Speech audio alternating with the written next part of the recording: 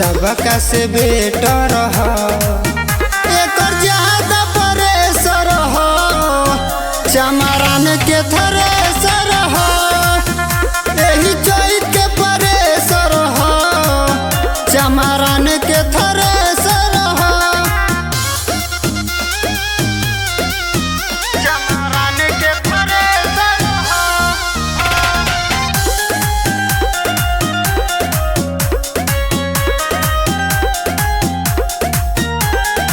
हमर जतिया के पावर हो बेसी खाटी चमार मरद होल देसी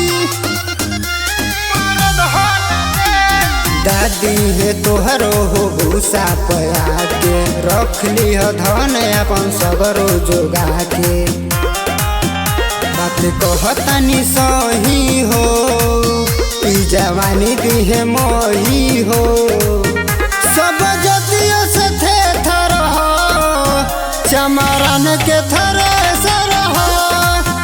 यही चोइस के प्रेशर हो चमरान के थ्रेसर हो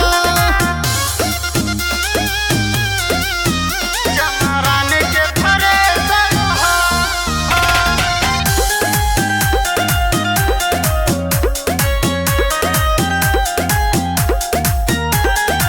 हमरा से दौरी तू अपन करा लो मीठा भेली के तू पानी पिला दो अजय आकाश के हो नाता पुराना धली है तोहरा के कवनो बहाना कैलू मन से तू कटनी हो तू चटाई दे तू चटनी हो